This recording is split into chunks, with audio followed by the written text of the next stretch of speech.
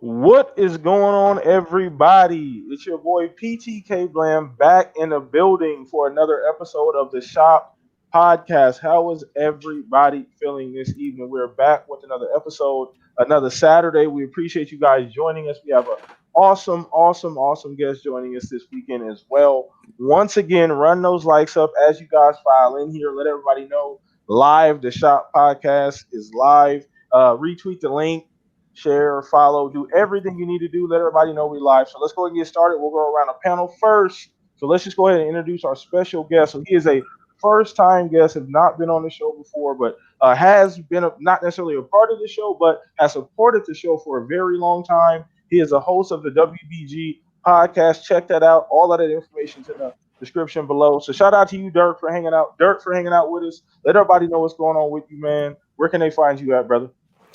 What's up? Thanks for having me, man. I truly appreciate it. Check out my channel. I'm a pro Xbox channel. I'm not a PlayStation hating channel, even though I do take shots occasionally.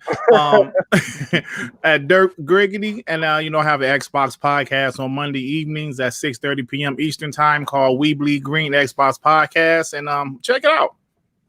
Yeah, let's do it, man. Let's do it. So once again, man, appreciate you hanging out with us. First time on the show, we're gonna have a lot of fun. So please, chat, show them some love. Let's run it up. Let's have a good time in here. Once again, super chat is live. If you want to support in that way, we appreciate every single person here rocking out with us, man. So let's go ahead and just get to my compadres here. So we're gonna start with you, Stag. How you been, bro? What you been playing this week? What's been going on with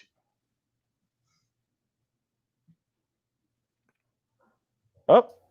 Wait, Stag muted? Stag looked like he muted. I'm not 100% sure. So yep. I muted myself and I muted myself in StreamYard. Sorry. No, you're good. No, not a problem. So Stag, how you been, bro? I've been good, man. Been playing a little bit of everything. I decided that I've been doing the million gamer score push, but I decided to try and hit it before the end of the year.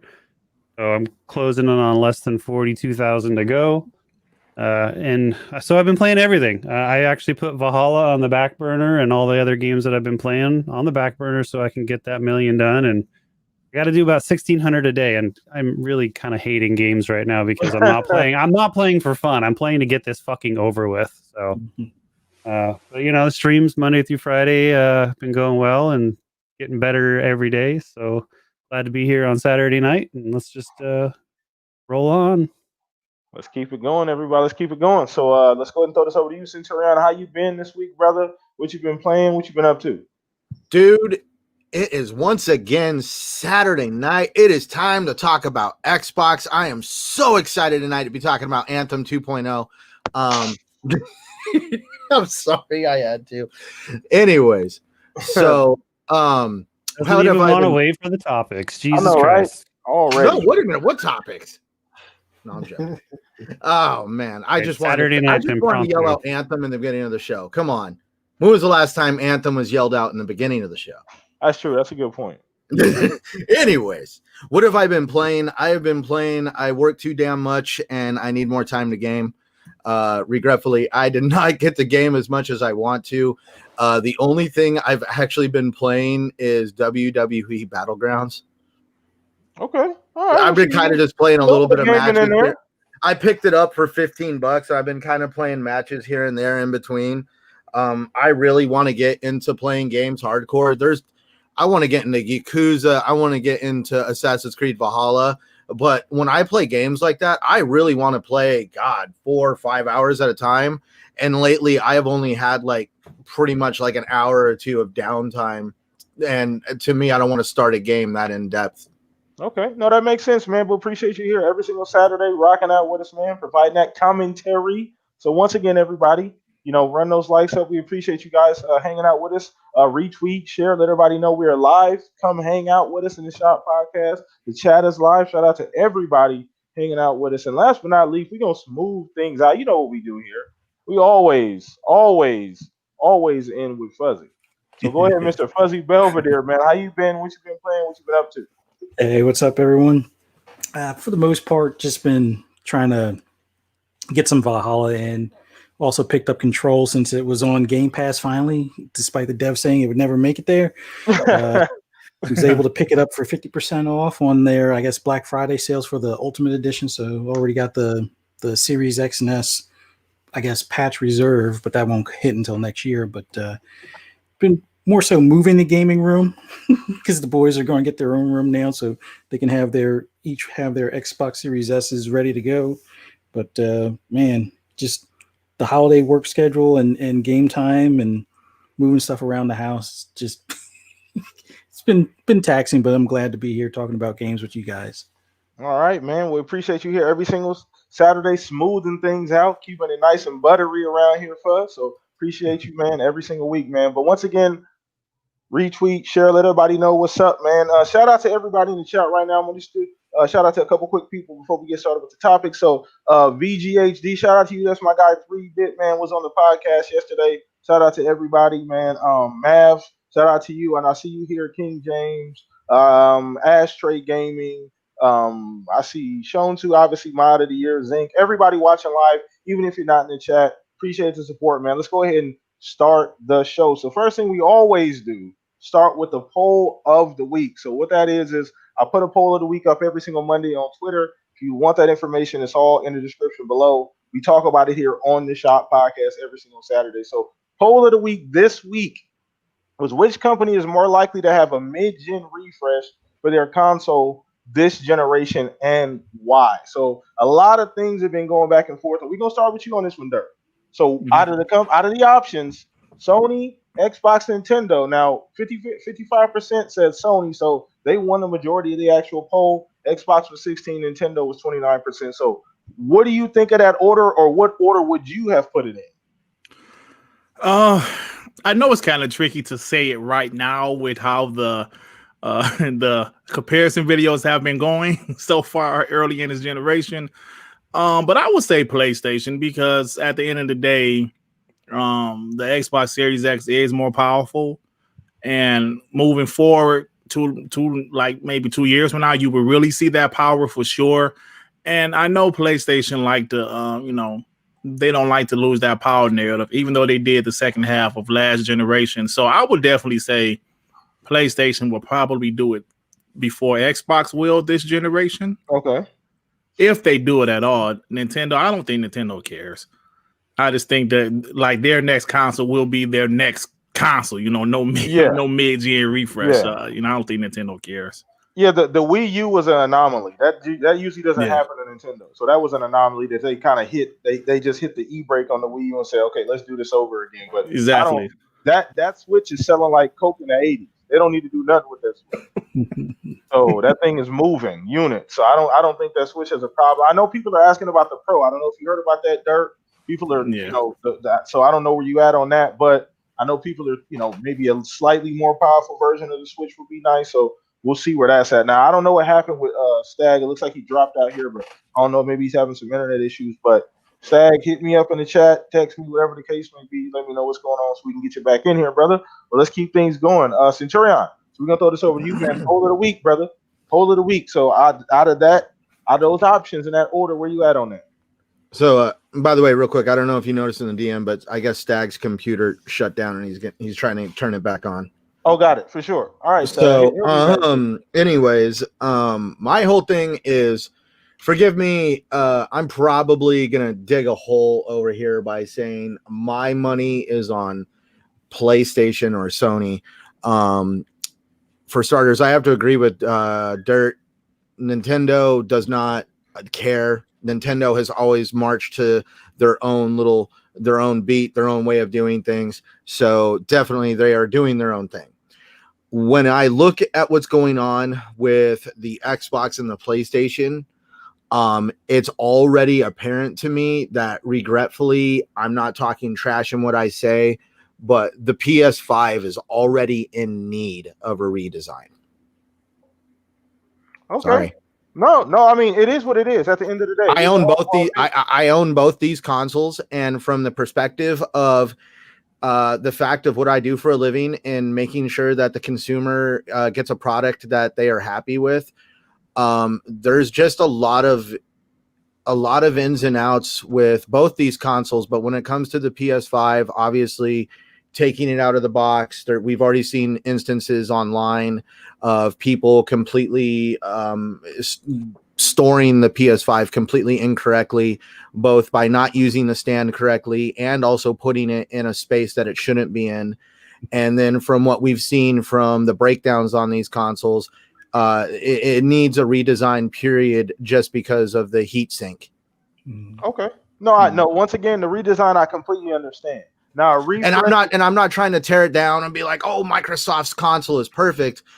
Obviously, there's some room to be improved on Microsoft's side, but when you look at the two consoles, you can already see that Microsoft created a design and redid that design. Especially, I have to agree with like how Colt Eastwood looks at it on how when they did the redesign, they went in and broke the motherboard in half and basically put it on a 90-degree angle, which was really cool. And we're not seeing redesigns like that in the first run of the PS5, because it does seem like they were definitely wanting this console to hit the market for some reason very quickly. I don't know why, but they wanted it to hit the market very quickly.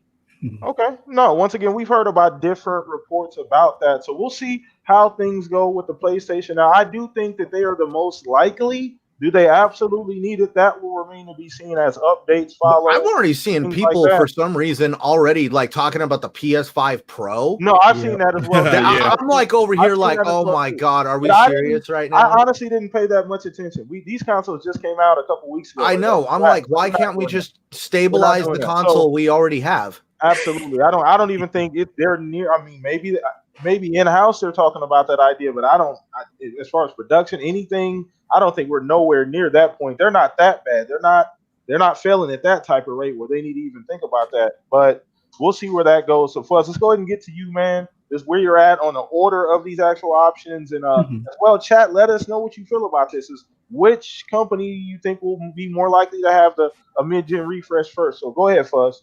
I've jokingly I wrote all of the above, because they're all going to probably have something between now and 2022 or 2023, whether it's like a slimmer iteration of it or maybe a slight refresh type of deal. All of them are going to do some sort of change, although I will agree with Dirt as well as Centurion that Nintendo is probably the low man on the totem pole, just because they walk to their own beat of their own drum type of deal. They're not as much worried about power, but because we're already hearing about PS5 Pro rumors, and they don't like to lose the power narrative. I'm the actual option I chose on there was PlayStation, and we already hear about the PS5 Pro rumors, which not exactly sure if that whole 2 video card thing is an actuality or if it's just a matter of how they're going to have some sort of like higher tier and lower tier video card or whatever the case may be, built into their GPU or CPU / APU setup type of deal. But the PlayStation, I totally see it happening. Although, let's be honest, Xbox is priority working on their Series X2 as we speak. I mean, when the Xbox One X was created, they had already talked about the next console already being well into development. So these companies, as soon as they push one out, its replacement or its iteration is already in the works, may even be a year in as far as its build cycle. So I would expect to see all of them at some point doing something, but I'm leaning more so towards PS5, even though some of these head-to-heads on the third-party stuff is kind of showing that the Xbox dev kits aren't holding up to snuff, considering they're fairly new. But things will balance out within the next few months or the next few game releases and things like that. But I honestly think the PS5 Pro is what we'll see next. Okay. All right. And looks like we got Stag back in the house. He got some technical difficulties over there. So, but we got you back, Stag. So let's go ahead and throw this over to you, my guy. As far as those 3 choices that we had as far as a mid-gen refresh, which one do you think is more? I mean, is it even needed? But if it is needed, which one do you think is more likely? I didn't vote this week because I mean, and it wasn't because I was avoiding the poll. I I did retweet it, so that counts, right? I think that both majors will have a refresh. Will Nintendo refresh the Switch, or will they just release some other weird console? I mean, actually, I think the Switch is great. And we have one in the house. I'm kind of hoping I get a light for Christmas. Not that I necessarily need one, but I mean, fuck, me and need are two words that whatever. Want weighs heavier in my world than need. But I think both PlayStation and Xbox will do the mid-gen refresh. I mean, they have the last 2 generations, correct? Yeah. So what changes? I mean, so who knows? I don't really know all that technical bullshit, but it would make sense that there's going to be a PS5 Pro and a Xbox Series XX. Fuck, what are you going to call it? I mean, I don't even know what to call this shit anymore. Like Vin Diesel's going to come out and advertise the next goddamn Series X probably. So, well, hey, Stagger, here's a good question. Everybody talks about how with the invention of gaming, like streaming games, we're going to stop seeing consoles. What happens if it goes like the other end of the direction and it starts becoming more like the Matrix, where you got to shove some giant piece of metal in the back of your head to play a game? Oh no, hopefully I'm dead before that happens. Yeah, I was gonna say, I don't think let's think about another extreme. What would you rather have? Yeah, no. Did we darken the planet to like kill off the AI and it didn't work? And now come on, man, Jesus Christ. I know, right? But okay. All right, cool. So once again, awesome opening topic. Shout out to everybody in the chat live right now. Let's run it up. Hit those likes. It does help the show be seen. Retweet. That link is already out on Twitter. Let everybody know we're here live at the Shop Podcast. So let's keep things moving, man. That was a good warm-up topic. So next topic, we're talking about Xbox potentially being at the Game Awards. Now, there was a quote earlier this week on Twitter. Essentially, Xbox. I know that it was in conjunction with Game Pass. At the end of that quote said, "See you guys at the VGAs," as well as we have seen a tweet from Jeff Keighley himself showing Phil Spencer on a panel at the VGAs as well. So we know there is a presence there. I was on Mav's the Xbox Ultimate podcast yesterday. Shout out to Mav. I think he's watching somewhere, lurking in the chat. Shout out to you, brother. We actually talked about this a little bit about, do they need to be there, and have they set the expectation based on what they did last year at the VGA? So we're gonna start with you, Dirk. Where you at on this? Do you feel like they need to have a presence, or I know a lot of people are talking about maybe them showing a new game there. Do you feel like the bar is set based on them revealing that Series X last year? Yeah, they absolutely need to be there. No doubt about it. First off, what they did last year, they actually shook the industry with that announcement last year, showing their console, well, announcing the console, the name, showing the physical console, showing Hellblade 2. They shook up the gaming industry with that news last year. And this year, I think they have to, I don't know if they're going to shake up the industry again, but showing something, I think will be big, whether it's Initiative's new game, maybe Compulsion new game, or maybe some Hellblade 2 gameplay. I do think they're going to show something, and they definitely need to show something to keep people interested and also more hype for the future of Xbox, because we know about all of these studios, but we would like to see a little bit more also. So yeah, they definitely need to show something. Okay, all right. Now I would agree with that. I would have that mindset as well. I mean, the bar is kind of set. I mean, you did show, and put it this way as well, Dirk. You got to look at it from this perspective. Are we going? And this is what Mav mentioned. Shout out to Mav once again on his podcast yesterday. He said that he brought up the fact that we possibly won't get an E3 next year. Right. So this is kind of the live event mm-hmm. for video games, third party, first party, to kind of show some of their stuff. Obviously, we're still going to get the digital events, the PS Directs and the Xbox showcases and the Nintendo Directs, things like that. But this may be the only opportunity to have something on either television or like broadcast live. So I guess you got to look at it from that perspective as well. I don't know if you wanted to tap in on that. Yeah, you're absolutely right about that. They, all eyes are going to be on the Game Awards, because what was the record last year? Like, wasn't that 40 million people was watching it last year or something like that? I don't have the numbers exact, but it was I believe it was their biggest year. I'm pretty sure. Yeah, man, and gaming is bigger than ever, and with the unfortunate circumstance called COVID, there's even more gamers now. I mean, so even more in 2020 than it was last year. So they definitely should show something, and it's going to be all eyes on the Game Awards because, like you said, there's probably not going to be an E3, and if they do have a digital show, it will probably be next summer. Yeah. So to have something to kind of wet our mouths a little bit. Oh, okay, yeah, cool. Going into 2021, I think that'd be the right thing to do. Okay, all right. So let's go ahead and throw this over to you, Stag. Just where you at? I mean, looks like I know 3-Bit in the chat. He said they confirmed they will be there, so they will be there. But do you feel like they need to have a big presence, new game, or just it's cool that they're going to be there? Well, I think they're going to announce a mid-gen refresh. Ah, nice. No, yeah, right. It's already.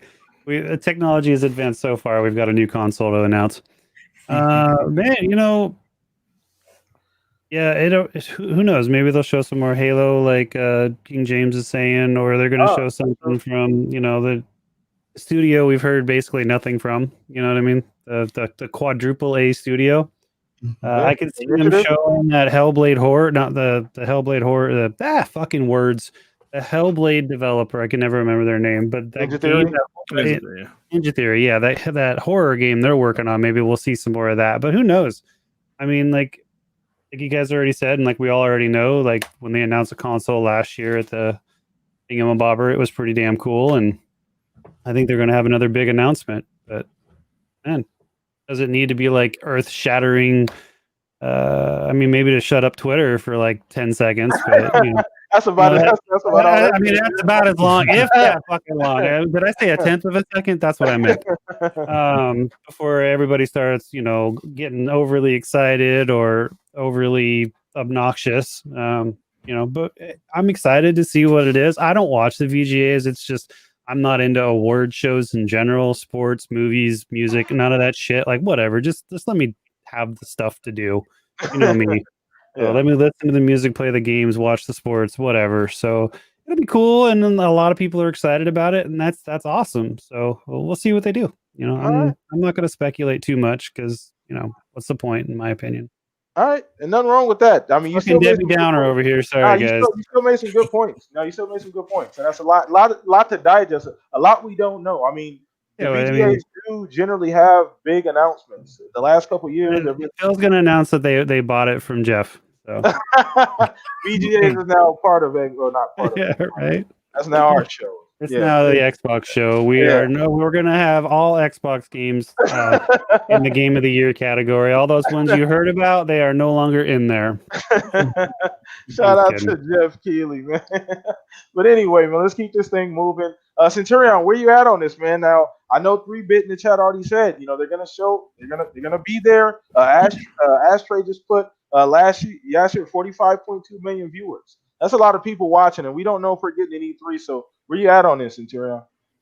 Where I'm at is I'm kind of shocked. Stagger has his ear to the ground really hard. Not only are they doing a mid-gen refresh, but they are also doing a custom Anthem 2.0 console. Dude, and I got the show report. Every day, hourly updates. And here's the kicker, guys. Not only did they buy the VGAs from Jeff Keighley, but they also bought Kojima Productions because Jeff Keighley and Kojima are basically done with gaming. They want to go definitely tackle some other things in life. What?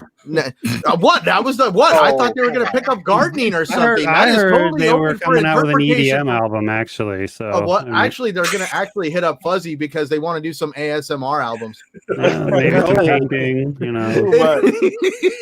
Anyway, so let's bring this roller coaster back on the rails.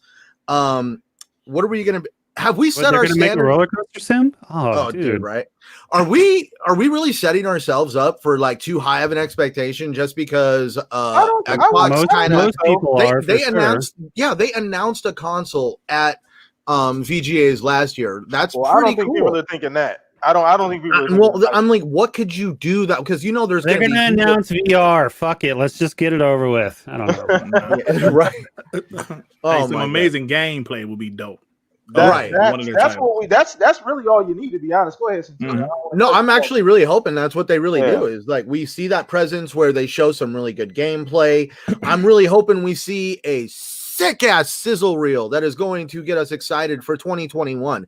Because if you look at all these game delay, what? Huh?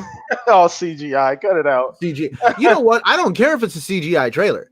What I'm saying is I want, with all these game delays and everything, we know 2021 could lead up to be a stacked year for gamers for gamers this generation, no matter what console you're playing on. It's going to be stacked. There has been numerous game delays because of this pandemic and everything in between that it has caused. And we're going to see some, I'm hoping we see some really cool stuff for 2021 when it comes to game releases and what's going to be available.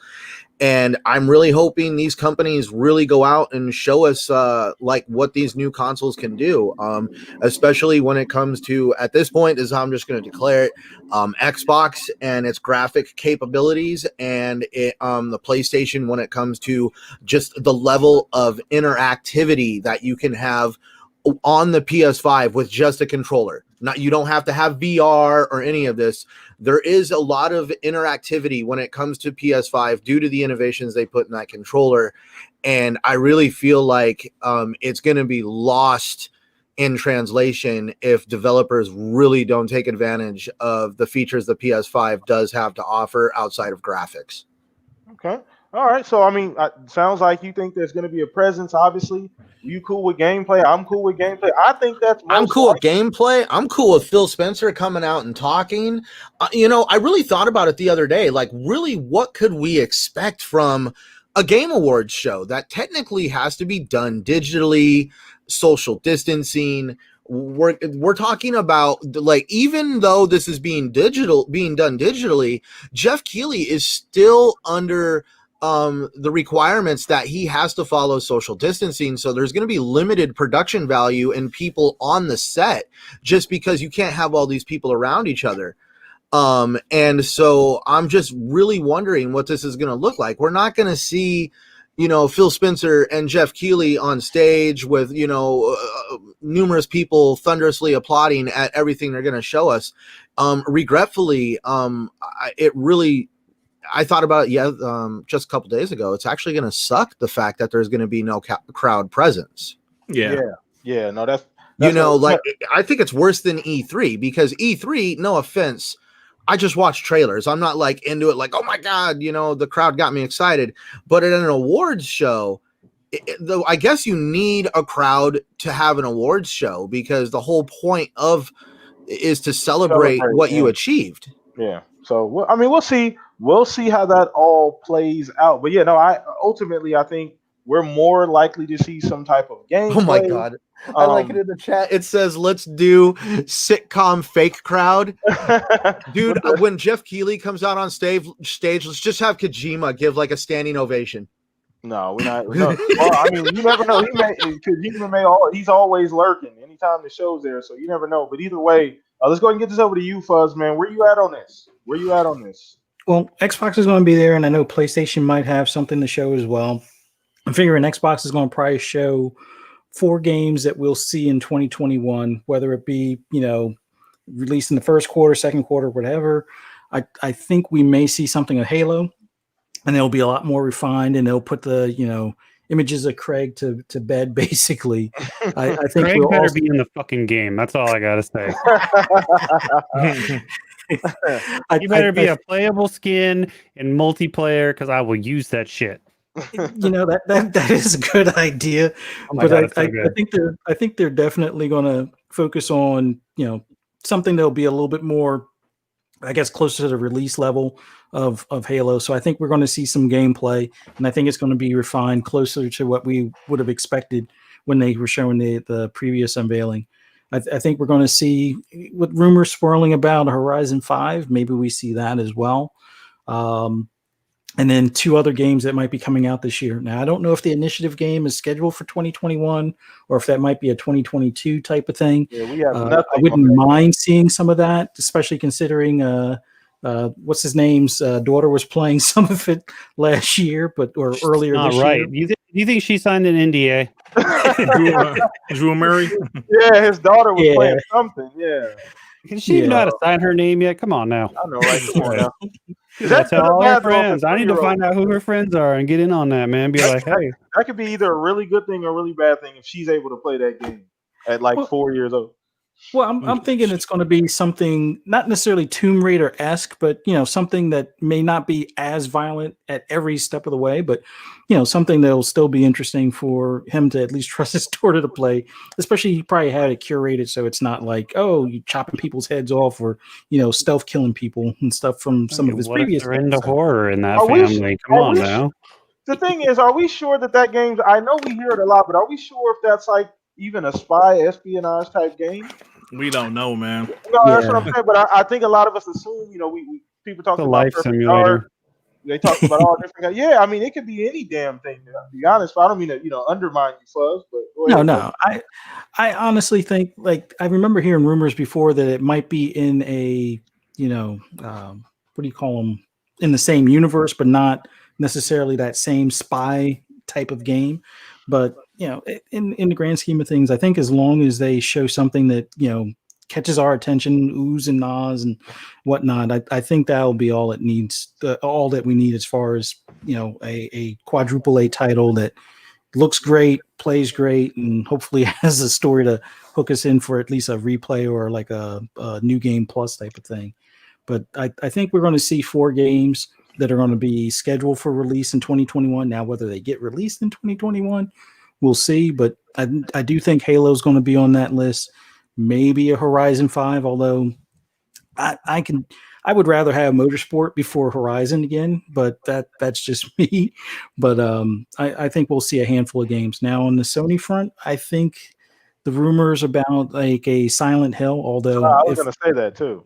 Yeah, I think a lot of people that are looking for a Silent Hill, just look at the medium right now, because you have the music director from that, as well as they're doing some, I guess you could say, not really fan service, but some call outs and things that are going to be similar to Silent Hill in the medium. So we might see an official Silent Hill, but right now the spiritual successor is going to be the medium, which is supposed to be coming out in February, thanks to Cyberpunk getting delayed.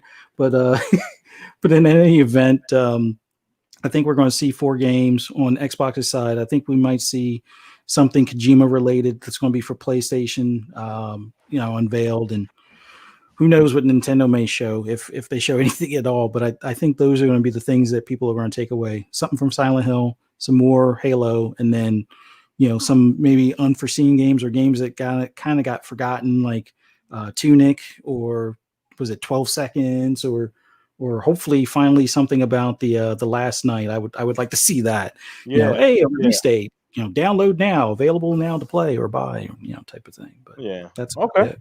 I think I'm in the same vein as you guys as far as what we're going to see. Like I said earlier, gameplay is the most likely thing that we see. I do think we see something Halo related. I feel like we need to. Mav just said in the chat right now, Initiatives game, that would be cool depending on how far along that game is. Maybe even I'm cool with a CGI trailer for Initiatives game. I don't think we need. Well, for me personally, I don't think I need to see any actual gameplay from that game. Maybe a nice little CGI, maybe well manicured trailer, but I don't think it's necessary that we see gameplay from the Initiative. I don't think they should show gameplay right now. I don't think they need to. They show gameplay right now, and the game doesn't come out for another year, and something minute fucking changes. Oh my freaking god! Yeah, I'm with you on that. So I don't think they need. I'm cool with a trailer, just a CGI trailer. But then they didn't show any gameplay. I mean, you can't win. I don't give a shit about that. So thankfully, this is. I know. I'm just messing with you. I know. I'm being that guy right now. No, you're good. Yeah, Chris, get your ass in here so you can distract him, please. Oh, I have him. I don't see what he says. Come on, you know that. But anyway, shout out to Chris, man. He doesn't live in my orbit. But yeah, no, I think we see a couple games from Xbox. I do think we see something from PlayStation as well. I think Sony's coming loaded. I think they got something to show. Now, whether or not it's Silent Hill, that remains to be seen, but I think Sony's going to have an announcement or two, some cool shit, so it'll be fun. But let's go ahead and keep this thing moving. Once again, shout out everybody watching live right now, everybody rocking with us in the chat. Appreciate you guys' support. Run it up, hit that like button, as well as retweet that link. Let everybody know we're live right now. So let's go ahead and move on. Now we're going to talk about something that a lot of us are feeling the effects of. A lot of us are day one console buyers. Now, I'm not specifically a day one console buyer, but a lot of my compadres are. So I wanted to ask you guys a question: that will you always buy consoles day one, knowing that generally this is going to be the cycle as far as consoles having issues, things like that? So is that always going to be something that you do? Is it more like a tradition? So we're going to start with you, Dirt. Are you first of all, are you a day one console buyer? And if you are, is that something that's you're always going to do, even knowing some of the setbacks that happen? Absolutely, man. Look, I'm a hardcore gamer, man. I've been for my whole life, pretty much. I'm 44 years old, so I've pretty much been around since every console has been out, even though I was a baby when Atari first came out. So yeah, I'm a hardcore gamer. And, it's just like any other device, the iPhone, Android phones. There's always that possibility of some type of issue, some technical issues. But yeah, man, that's the gamble that we take being gamers, man. I mean, we gotta have those consoles day one. Like my Xbox Series X, man, it took me about 45 minutes to secure it online. I wasn't able to get a PS5 yet. But I will, later. But I had to get an Xbox first because I'm an Xbox, fan. Yeah. But yeah, man, it's in us. We have to, man. I mean, I can't speak for everybody, obviously, but for me, if there's a new console coming, I have to get it. Hey, look, it is what it is, man. It is what it is. Yeah. Now I feel you on that. The energy, man. It's the energy. It's man. That's our Christmas. Especially as you get older, these things we've been passionate about. All of us here are older gentlemen, and we've been playing video games for 75, 80, 90% of our life. So absolutely, I feel you on that. You have to kind of be a part of it to understand what it is. But let's go ahead and throw this over to you, Stag. I know Stag it's kind of a different situation. He buys everything, but then not necessarily regrets it, but it's like, why did I buy that right now? But go ahead, Stag. I know you buy everything generally, man. I have so many goddamn games right now that I'm like, I could have just waited a month and paid like half price. But no. I had to go and pre-order everything in COVID. But so I'm trying to remember. I think there's only been one time that I've been an actual had it day one. Oh no, twice, excuse me. And they've both been Nintendo's. Like, so this cycle I was for the Series X. I had it on pre-order for day one. It just, Amazon fucked me over and I didn't get it for 2 or 3 weeks after it released.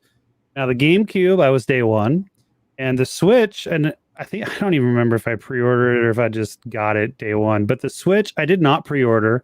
I ended up waking up at like 6 o'clock in the morning and like had no intentions of buying it and decided I'm gonna go to my local Fred Meyer and stand in line, and I ended up getting one. So I'm not too much of a day one kind of guy because I know there's like going to be some issues, especially given the tech now.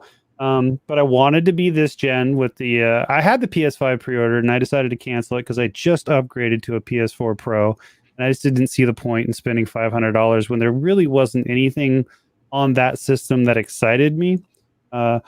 I was going to be a day one for the Project Scorpio, but we decided to buy the house where you're in now. And I didn't see the point of putting out basically $1,000 because, the console and games. So I decided to not do that. And I'm glad I waited. I mean, I got it like a year later for Father's Day and it was great. Everybody else had to go through the bugs and the problems and I did not. I have my Series X sitting here right now for the last 2 weeks and I still have not set it up. I don't know, man. It's kind of like, it's cool to have that I bought it day one, I guess, thing, but you're also basically playtesting for however long until they work the kinks out. I mean, we've all seen the tweets and the videos on YouTube and Twitter of PlayStation's shutting down and bricking and the Xboxes. I mean, we have somebody on this panel that had a problem with his Xbox. So it's not like there isn't day one issues that will get sussed out later. So it's not, I mean, it's fun to have stuff day one for sure, but it's also, comforting to know in 6 to 8 months or less, maybe, but probably 6 months, that they're going to work out all those kinks, and those batches are going to ship, and they're going to not fuck up. Yeah. So there's pros and cons to both. I mean, like, I like having new tech. It's cool. Yeah. But you've got to understand, when you're getting new tech day one, there's probably going to be some problems. It's always a risk. Yeah, we all think there shouldn't be, and it would be wonderful if that was the world we lived in. But that is not the world we live in. So it never has been. So Ben, play at your own risk. All right, man. Look, that's a great breakdown. I'm 100% with you on that one, Stag. I mean, we do. Like, we all understand the risk that's involved when you go out there and buy tech day one, and so I mean, it's a very calculated risk. But as gamers, sometimes you just gotta push forward. Maybe you got to do it, man. Take that leap. So no, I feel you guys on that. Yeah. I've been able to temper myself and discipline myself a little bit better this time around, but all the previous Xboxes have been day one. So, but this time around, I had to wait a little bit. But let's go and throw this over to you, Centurion. Where are you at now? I know, I guess even including your current experience or previous experience you had just with your first Xbox Series X that you got. But I mean, will that continue? Does that have an impact on you going forward? Well, put out there, I wanted these consoles day one because I have never, ever, ever participated in a console launch. Well, other than getting the Xbox One X, but that was a mid-gen refresh. So to me, that wasn't like a console launch. So I wanted to at least say that I've done a console launch at least once in being, I guess an avid gamer, somebody who wants to support it. If I have as I guess the person who kind of sits back and thinks about it, if I have the money now, I sat back and I saved up for these consoles over like a 1 year period of time. And I mean, it was planned. So, I mean, if you have the money to do it, and you're not going to be bothered by the fact that, like Stagger said, you're basically testing these consoles. There is going to be some kinks. And like I said in my my last video, shameless plug right there. It's not about getting it right on the launch. It's more about standing behind the consumers that chose to be there at launch and making sure that they get taken care of and they're not just left in the dust as, hey, thanks for beta testing it, go buy another one. Yeah. But that's where I will be absolutely honest. I have full faith in Microsoft, and I've said it before that I did buy an extended warranty on the PS5 deliberately because I don't know what it's going to be like dealing with Sony in the long run. Okay. All right. No, once again, with your experience, that can shape how things go. But once again, your situation was taken care of fairly quickly, so they got you back on board. So now, if you want to look at it from, I guess the sound mind of logic, I'm still on my Xbox One X. I think because of my Series X, whatever happened to it the first time, I've been babying the second one, and I haven't been playing on it as much as I should have. And the funny part is, it's like, why do I want? I guess when I remember the other day, I was watching something on my Xbox One X, and I was like, do I fire up my Series X just to play a game that will have faster loading screens? Or do I just flip over to it on my Xbox One X and play the damn game? And I played it on my Xbox One X. And you got PTSD now, man. That thing got you shook. That thing got you shook. Well, I do definitely. I tuck it in at night. I make sure it likes to listen to soft jazz and Fuzzy. It really likes listening to Fuzzy. Definitely, when it looks like it's getting a little hot, I put on Fuzzy Belvedere and it really comes right down. But yeah, so definitely, I will say, if you look at it from a logical perspective of, there's really not enough software out there. Yeah, save the money. If you're looking at it from like that, save the money. But if you're wanting it to be, I guess, somebody like me who just wanted to get in the moment and participate in a console launch, Because regretfully, as we look at the future, I've been kind of thinking about it. What's going to happen for the future of most launches when it comes to people that are now, I guess, using bots and other systems to scalp these consoles? And dude, I mean, it was kind of funny. Like Pepperidge Farms was giving away cookies, and still somebody botted the Pepperidge Farm site to make sure that they got all the cookies. At this point, I'm just like completely wondering, like, what in the heck is going on? Why is all of a sudden we're turning into this this whole thing of like, you know, I really don't know how to describe it. I'm just capitalism, baby. Opportunist. Capitalism, baby. And it's and the thing is, it's like, what would happen? The best. What would happen if by some chance you went in and you basically you can get one console per person per address?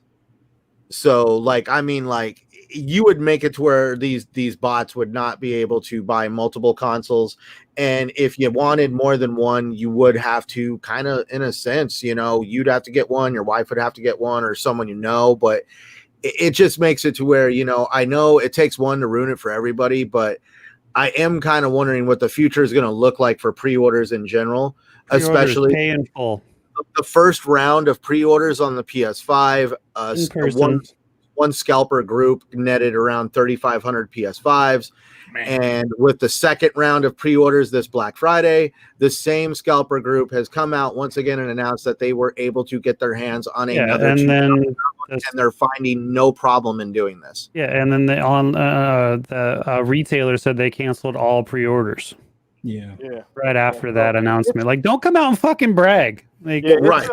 I think that's cool that they did that, but it was the fact that yet again, though, they were still able to if they would have kept their mouth shut, they would have been able to circumvent yet again the pre-order. It was so great. You know, you didn't have these kind of issues before, you know, online buying. I mean, granted, some people would probably buy more than one console, but man, just the networking of the internet and social media makes it so much easier, in the programming and all that stuff, for them to do this kind of stuff.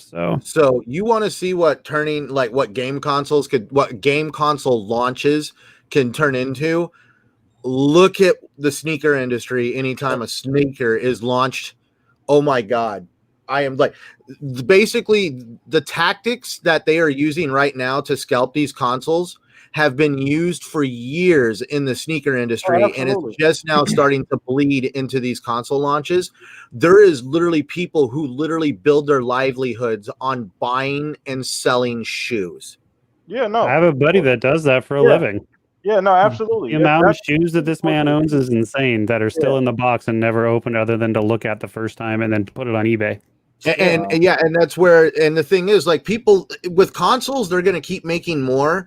But when, like, you know, you get a pair of Jordans that there's only 3,000 ever made, and you're in possession of 1,500 of them, you pretty much can set the price for that shoe. See, the difference with like that and the consoles is, I read a good thread about it the other day. It kind of like same with like, these scalpers have a limited window of opportunity when it comes to the consoles, because there is going to be more inventory. So if you just sit and wait, and you don't buy this marked up inventory that these people, like, if you know what I'm trying to say here, like if 3,500 of them get snatched up and you didn't get one, but this scalping group has them, if you just wait for Sony and Xbox to produce more consoles, it basically destroys the scalper, because they're going to have to lower their price and bring it down, because inventory has gone up in the market, and now they are no longer locking down the market. It's not like it's a finite product, like say a sports game or a concert, where there's only so many tickets that are ever going to be produced for that event, and you're only going to be able to go to it that day. Yeah. So, all right. So let's get to Fuzz here, because I don't want to go. Right. Yeah. Sorry, I took that different direction. My bad. So no, it's all good. It's all good. So you all good. So Fuzz, go ahead, man. It's on you, brother. So day one console.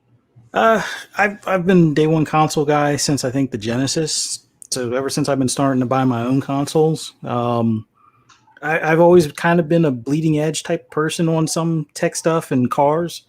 So I've softened up over time. Like I think Apple with the whole the Apple X or the iPhone X, the 10th anniversary phone, because of the eyebrow. I think that's when I started to wane off a bit. But yeah, for the most part, as long as they don't offer or screw up the pre-ordering process like Sony did this go around, I'll more than likely be a day one person for the consoles. And yeah, I get beta testing and all that, and it's the same thing like with cars. It's like, oh, new model, new drivetrain. Yeah, I'm in. And that's what warranties are for. Yeah, it's a headache to drop it off at the dealership or send it back to the manufacturer for warranty, but it is what it is. It's part of the hobby, and I'm willing to deal with some of the bumps in the road. Now, if the bumps in the road become too bothersome, then that's when I move on to possibly the next product. So, God forbid that the consoles completely are a wreck and the companies aren't supporting them, then it's time to move to either the next brand or PC or something. But in the grand scheme of things, scalpers, yeah, they've made it terrible, and that's why I had to stand outside of a GameStop for a couple of days. But outside of that, ordering the Xbox Series X and the 2S's for the boys, that went flawlessly. Ordering through Microsoft Store. I know a lot of people had whatever. Well, no, I know a lot of people had issue, but I guess I consider knock on wood, I got back. I know here rubbing this shit in, man. God damn. No, my bad. But it comes down to now. I think these companies need to take looks at the pre-ordering process. Like I like the idea that Sony had, although it wasn't necessarily executed the greatest, where it's almost like an invite type of thing. Maybe make that to, and I don't know what the qualifier would be, whether it's gamer score or if it's, years of ownership or what have you, but open it up to where if you want to get one based on your gamer tag, you can pre-order it. You just pay the money, and when it's available and it ships to you. Anything above and beyond that, then yeah, it's going to be a little bit of harder road, but at least your enthusiasts, your fans are going to, have the consoles day one. And I think that will not necessarily beat out the scalpers, but it'll at least pay service to your fan base as far as them having the opportunity at least to grab the console when it's first launched. But yeah, I'm still going to do day one, although day one on a refresh, it kind of depends. I didn't do day one on the refresh for the PS4 Pro. That's part of the reason why I went day one with the PS5. Xbox Series X or Xbox One X went day one. Didn't go day one on the Xbox One because I was mainly a PlayStation guy back then. But how the times have changed. I know, right? Wait. So Fuzzy, you were a PlayStation guy that switched to be more of an Xbox guy? Yeah, like the reason why I didn't like that's Xbox, rare. Well, the reason why I didn't like Xbox in the beginning was because I was a PC guy, and Windows 98 was great. Windows ME was terrible. And then what was it? Windows XP was great. And then Windows Vista was terrible. And I'm like, why am I going to buy a console from a group that can't even get the operating system right for gamers on PC? So that's how I looked at like the original Xbox and the 360. And then being a PlayStation guy, I was day one on PlayStation 1, skipped PlayStation 2 because my brother had a PC and I saw the difference of what it looked like on PC versus PlayStation 2.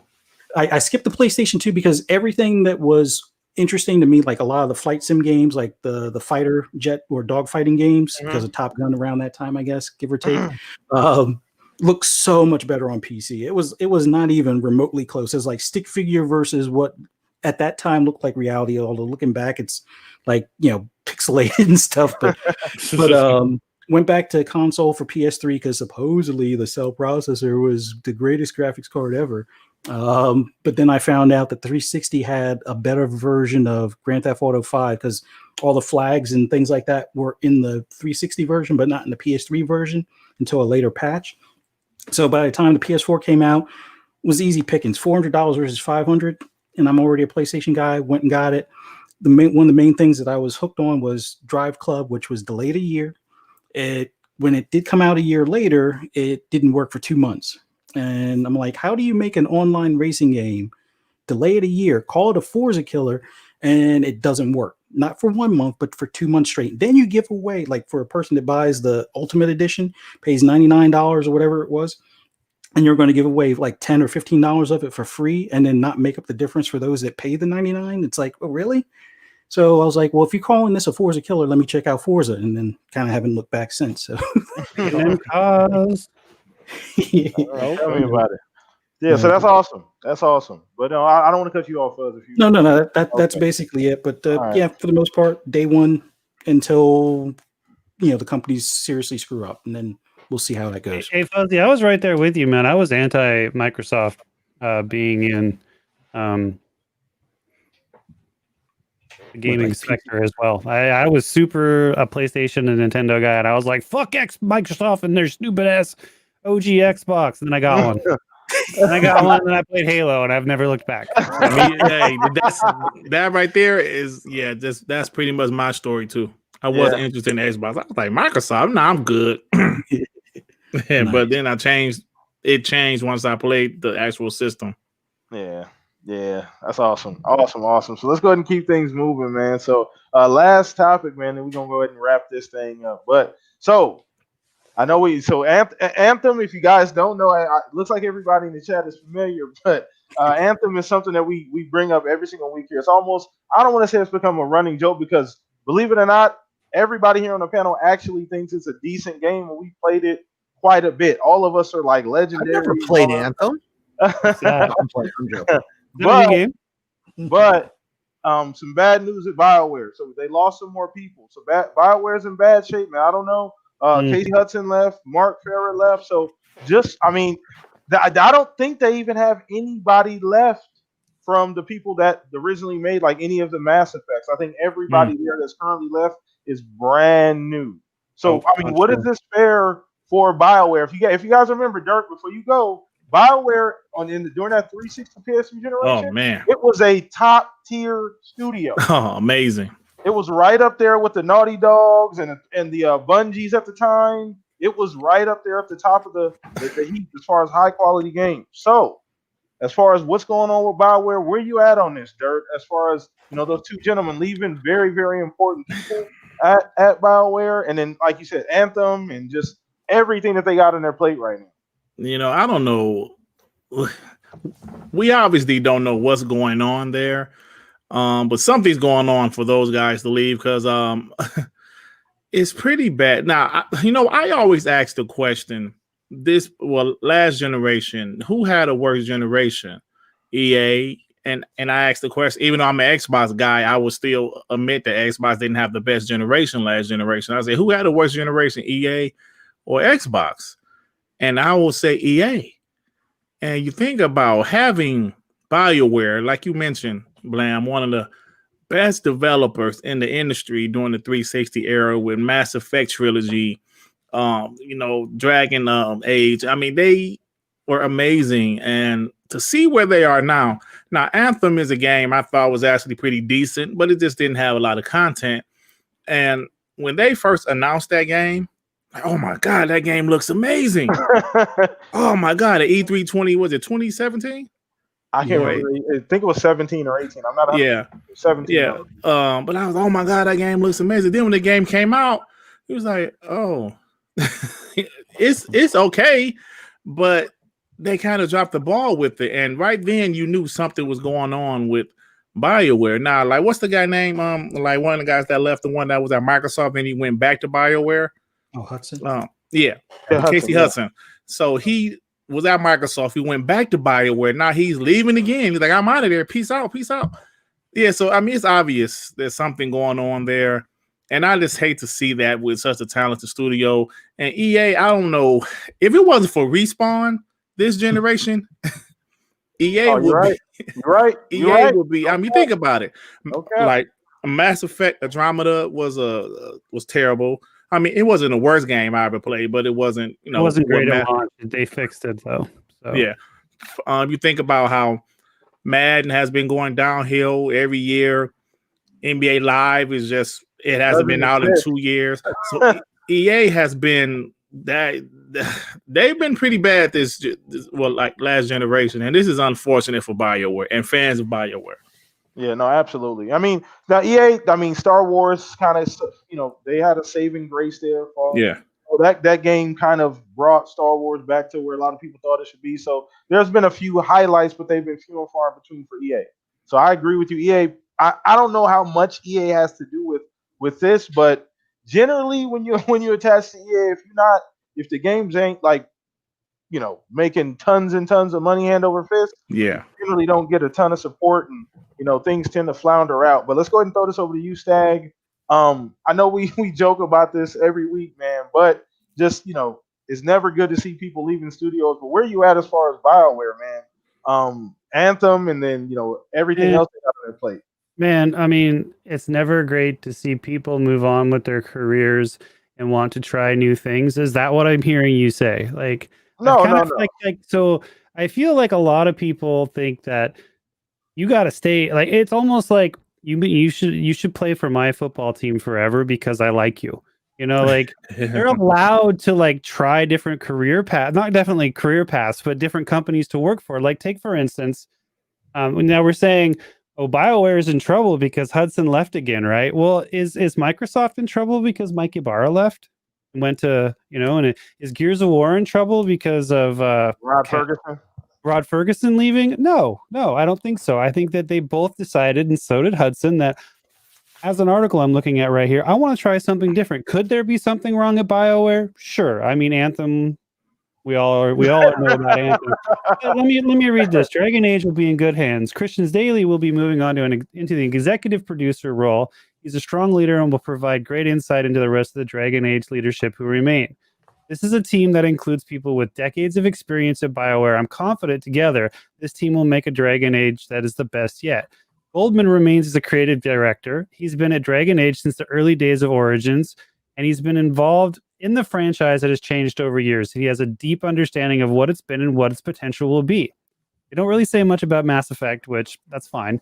But like, could there be something going? Could something be going on internally? Who knows? It doesn't mean it's going to be bad. Change is not always bad. Like, people are afraid of change and they freak out. And look, there's people there that have helped make these games before and part of the lore. And God forbid somebody wants to go do something else with their life. But let's all freak out that the sky is falling. But it's one thing, like, maybe say this right, is one thing we're not really talking about, though. Yes, you're absolutely right. Where people, they get other job offers, they leave the job, go to another job. Spend some time with his girlfriend or his. But it's one thing. But it's one thing because you said, how Rod Ferguson left the coalition, Mikey Bauer. Rod Ferguson left after they did Gears 5, which was one of the best Gears, in my opinion, in the franchise. They're leaving after a lot of average, below average. Well, maybe they're tired of working under the EA umbrella too. I mean, that's. But it goes back to my point about EA. Maybe something. No, we all know about EA. I mean, they just make the same football game every year. But no, I understand what you're saying. I don't try and read too much into these things and think that the sky, like, not that the sky is falling, but a lot of people are like, "Oh my god!" And it's like, well, maybe it'll be good. Yeah. No, maybe part of the reason some of their games has been bad is because ideas got old and stale. That can happen. We need to infuse it with new leadership and new ideas and fresher, younger, more energetic. I don't know, man. Like, it's just sometimes things got to change to be better. Yeah, no, I agree. I mean, it doesn't. Once again, thank you for reading the article. There's a lot of different variables. There's a lot of different things can change. Now, it is a fact that BioWare, that Anthem obviously was a big game, was touted to be a big game. Didn't really work out that way for a lot of different reasons. A lot of their games, as far as expectations, have not really met the expectations that a lot of people, were kind of set for BioWare because of their history. So I think there's a lot of pressure on BioWare, but once again, like you said, it could be the reason for those changes. So who knows? Maybe we see them get back to where they need to be. So I'm hoping for that as well, to be 100% honest with you. Who we on next? I done lost track of here. I know we all kind of been talking. Centurion. Okay, go ahead, Centurion. That's on you, brother. All right. So I guess here we go. Starting with Mass Effect Andromeda. I had a really good game. It was a really good game. I enjoyed it. I'm a huge Mass Effect fan. Was it like Mass Effect Trilogy? No. Did it deserve some of the teardown that it got? No, because some of the same things were apparent in Horizon Zero Dawn, which was actually released around the same time. Because they were making fun of how the facial animations in Andromeda were making people look funny. But when I played Horizon Zero Dawn, Aloy really liked to show people her teeth when she talked. Unusual.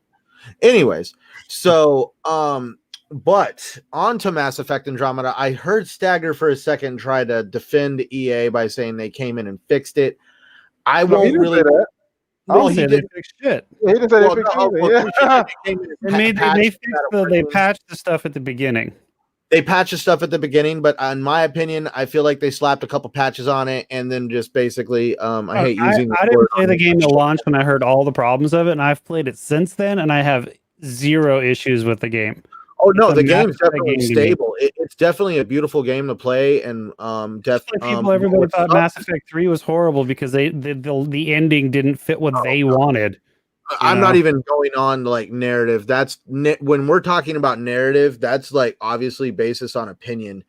I'm talking about just a complete abandonment of the Mass Effect. The last game in the Mass Effect franchise was literally abandoned on the side of the road, like, cold, dead, and wet. I mean, like, sorry, but pretty much they canned all the DLC for that game. Every narratively driven plot point that they could use to continue that game, nothing. Everything was just completely, sorry, you guys didn't like it, so we're just not going to give you anything more for it. And we all see with what happened with Anthem, and Anthem, when you really get into the reading of it and you find out that this game spent multiple years in production, basically drawings on a board, and you find out that this game was crafted in 18 months. Developers were totally in the dark on what this game looked like until we saw it for the first time in 2017. And then the game was completely mismarketed as something that it was not. We had the Destiny killer, and the trailer itself we got in E3 was a total misconception of what the game was supposed to be, regretfully.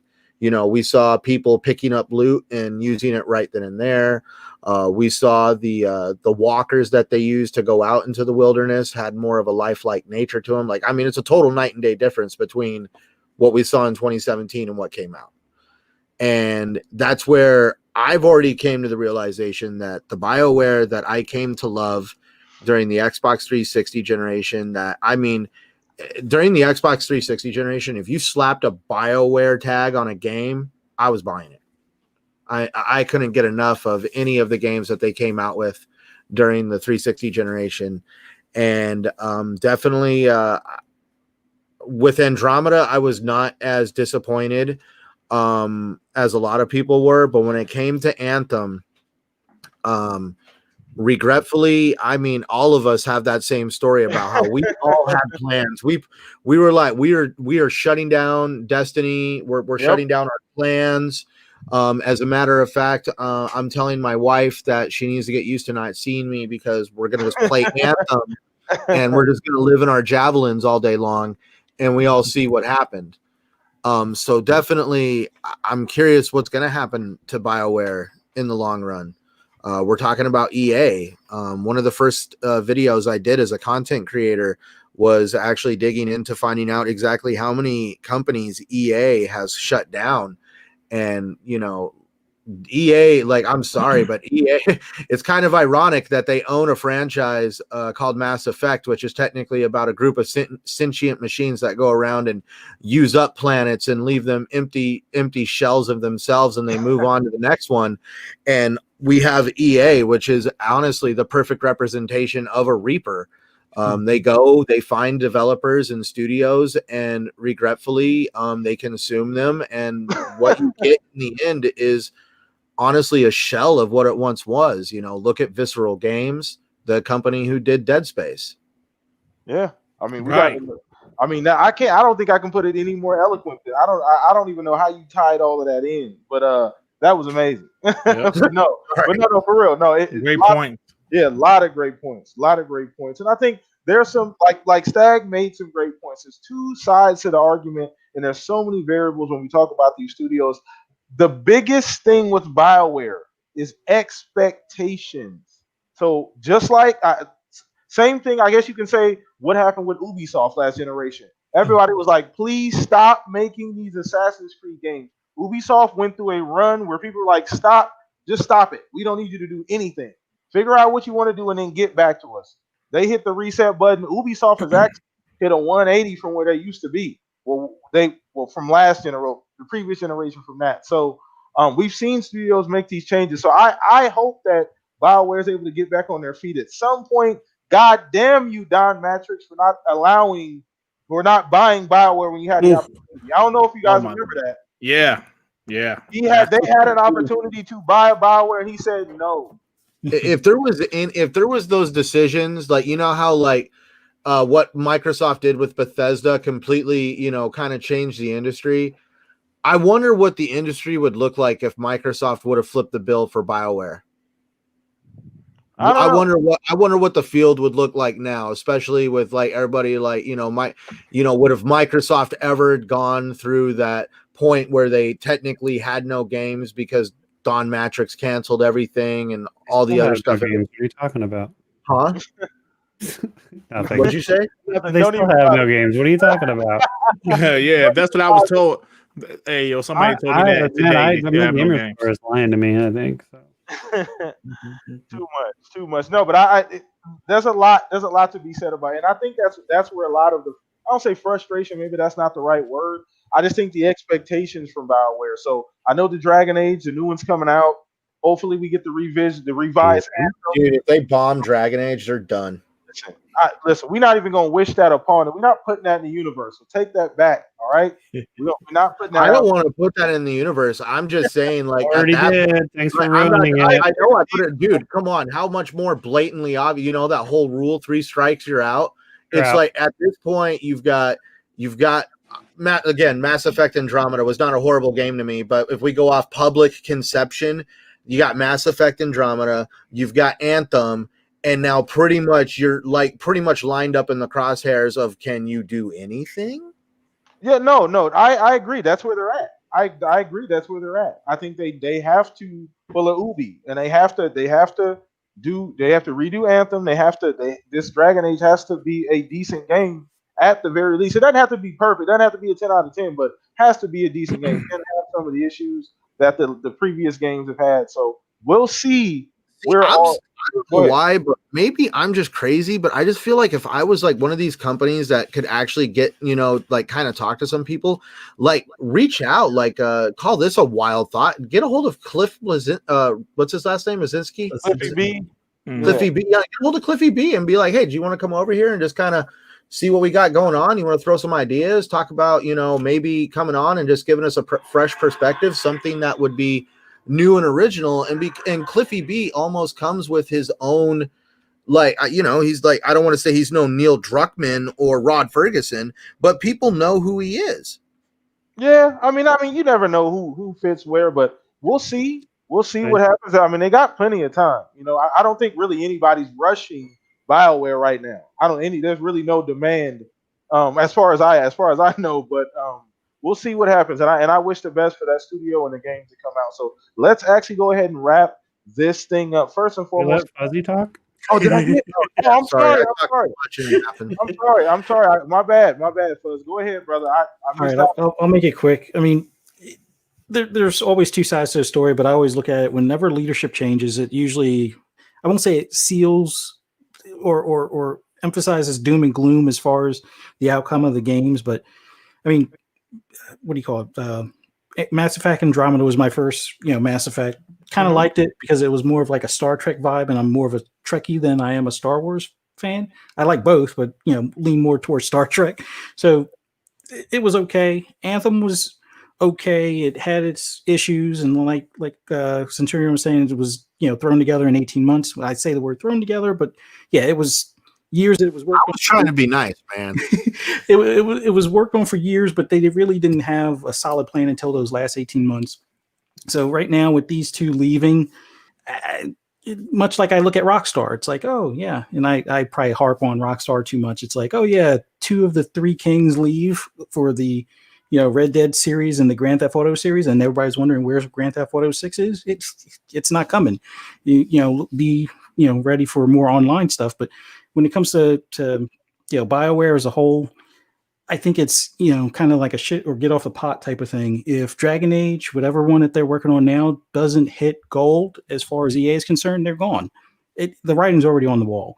The only thing that I could see changing or saving them is taking the leadership from Respawn and either absorbing BioWare into Respawn or just kind of doing away with them and moving a lot of those devs over to Respawn to work on more projects. That's the future of BioWare, plain and simple. So, if they come out with Dragon Age and it gets awards and gets praise, then maybe they'll last another game. But if they don't, I don't even think they get to finish this game. I think they get absorbed by Respawn. I see EA doing that within the next year. You know what? I could, because when I first thought about what companies EA would close next, it was a toss-up between DICE and BioWare. Mm-hmm. And that was purely because how DICE has dropped the ball, at least with Battlefront 2. Mm-hmm. But like now, not to be an a-hole, but we all see DICE can fix a game. Yeah. We all see that BioWare can abandon a game and not fix a game. Yeah. So regretfully, at this point, it's like, if you really look at it from a company perspective, DICE is capable of actually fixing a problem that they create. BioWare, on the other hand, it's just like, well, you haven't really fixed anything. You pretty much have abandoned both projects. Yeah. So, and once again, before we wrap this thing up, shout out to you, Fuzz. Lots of great points there, brother. Sorry, I almost missed you there, but shout out to Respawn, because Respawn is they're holding up EA. Oh, absolutely. They're holding up EA by the shoulders, bro. Respawn, they have not made a bad game since the studio has been since the studio was put together. They don't have. Who's in charge of Respawn? It's Vince Zampella, right? Right, but isn't he on the board of EA? And not on top of that, but if we really look at that, he used like the Unreal Engine to do Jedi Fallen Order. So it's like, for some reason, he falls in his own, like he literally has his own world over at EA that he has control of, and like EA itself cannot come in and do what they normally do. They had to give him the keys. They had to. I guarantee it went like this. Yes, Vince, you have to use the Frostbite engine. The hell I do. I'm not using that shit. And I guarantee. And he said, Titanfall 1 and 2 was great games.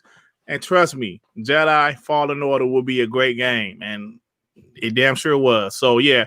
They gave him a promotion not too long ago, right? Yeah. I mean, he got Apex on top of all of that. Right. I forgot about that one. Exactly.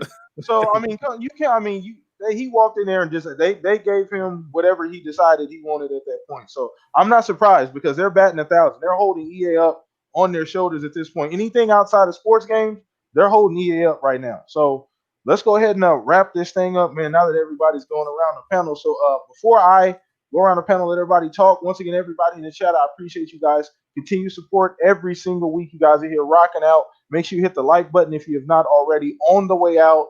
Appreciate everybody that rocks out here with us every week, man. Same time, same place next week. But let's go ahead and just get to our special guest here. I want to say first, Dirk, thank you for hanging out with us, man. I hope you had a good time on the show, man. You are now part of the family, so you have a hall pass. You can always come on the show, man. I may randomly hit you up and see if you're available, man. But once again, from me to you, from us here on the Shop Podcast panel, man, appreciate you hanging out with us. And let everybody know where they can find you at, brother. Oh, I'm sorry. I missed like the last minute of the show. My internet was tripping. Were you talking to me? I'm sorry. No, you're good. You're good. So what I was just letting everybody talk as far as on the good. I'm saying thank you for hanging out with us this evening, and I hope you enjoyed the show. Being on the show, man. Everybody on the panel, appreciate you here. But let everybody know in the chat where they can find you at. Oh yeah, thank you again for the invite. I truly appreciate it. Like I've been saying, I've been listening to you for a long time. Maybe since about 2015 around that area.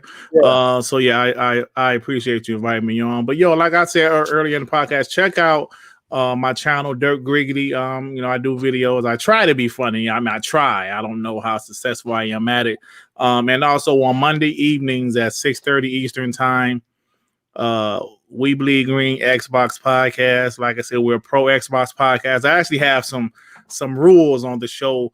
The only guests are Xbox fans, because I'm not trying to be bougie or stuck up, but there's a lot of Xbox podcasts that I've been listening to in the community that has some PlayStation guys on there or some Xbox haters. And as a fan of podcasts, as an Xbox guy, I want to hear some positive Xbox podcast sometime, not an RIP Xbox podcast. So that was one of the reasons I started WBG Xbox podcast. So come on, check it out, man. If you're an Xbox fan, Appreciate you, man. Once again, thank you for hanging out. All of his information is in the link in the descriptions below. His Twitter, WBG, the link to the YouTube, all of that good stuff is down there. So please do me a favor. If you're a fan of the show, check him out as well. Once again, Dirk, appreciate you, brother. Thanks, man. Shout out to you, man. So let's go ahead and round the panel here. Stag, we're going to start with you. Let everybody know what's going on with you, man. Oh, man, just like I said, started the show, grinding that million gamer score, hoping to hit it a month if it doesn't kill me, because I already put up 50,000 a month this year, and I was worn out at the end of that month. But, I'm just streaming Monday through Friday. My PC crashed and just scared the shit out of me, thinking, like, I've done this thing and I'm not going to be able to stream for, like... Did it give you the blue screen of doom? It gave me your PC is run into a error 0%, and then it took like 6 reboots, and then I finally just powered it all the way down and powered it back on, and everything worked. Everything runs better now. Like, I don't know. Like, everything. It was like, again, fuck you. I'm shutting down. Yeah, you can find me on Twitch at Staggerilla Monday through Friday, 11 a.m. Pacific, playing something. I kind of play a little bit something different every week. I am doing a real quick shameless plug on December 22nd. Or if you do follow the stream and you earn in-stream currency, I'm giving away a copy of Cyberpunk and Assassin's Creed Valhalla that day. I'm not going to tell anybody how many going to cost to fucking win. All right, I got to spend X amount of hours of my life in your stream. Nah, fuck that. Just come hang out, have fun. Awesome. But once again, guys, do Stag a favor. Go check him out. Do us a favor. Go check him out. We appreciate you, Stag, here every week, man. Thank you so much for always being here, hanging out with us. So let's throw this over to you, Centurion. What's going on with you? Let everybody know where they can find you, brother. Oh, man. Finally, now that the holidays have calmed down, everything has calmed down, I'm actually finding more time to get videos out there. I already got my video out there, just kind of letting people know what my experience was getting my Xbox replaced, because people always wonder, like, what happens when it kind of breaks? Like, what do you got to deal with? If you buy it through Xbox, the whole process was like 9 days, and it was just because UPS doesn't know how to follow instructions. But I'm also creating other content, and I've also showed you guys my other side project I got going on, so I'm always busy doing something. But for those who are interested in following me, you can find me on Centurion1307 on Twitter, Xbox Live, and YouTube. You can also find me here every Saturday night right here on the Shop Podcast, and every Sunday night over on the TXR Podcast. All right, man. Once again, thank you for always being here, Centurion, man. Big part of the show. Once again, do me a favor, go check his YouTube out as well. Great videos, super informative, man. That's the guy I go to when I want to know the facts about the tech and all the insides and outs. So appreciate you here every single week, Centurion. And last but not least, smooth things out once again, Barry Ross, Fuzzy Belvedere. Let everybody know what's going on with you, brother. Just thanks for having me on here. Awesome show, guys. Always love talking games with you guys. You can always find me on Twitter at Fuzzy_Belvedere, PSN at Fuzzy_Belvedere, or Xbox Live, Fuzzy Space Belvedere. More than likely playing either a little bit of Control or a little bit of Valhalla, and yeah, that's about it. Thanks so much. Not a problem, man. And last but not least, PTK Blam across the board. Hit me on Xbox Live, PTK Blam, Twitter. All of that information is down in the description below. Appreciate the support, you guys, every single week. Subscribe to the channel. Thank you guys so much for bringing the heat every week. Same time, same place next week. New guests. So be on the lookout for that poll of the week. Again, like I said, every single Monday. We talk about it here on the Shop Podcast Saturday. But enjoy the rest of your weekend. Peace out, everybody. Be safe. Be clean. Wash your hands. We'll see you next week. Peace out. Peace. Later. Go play Anthem.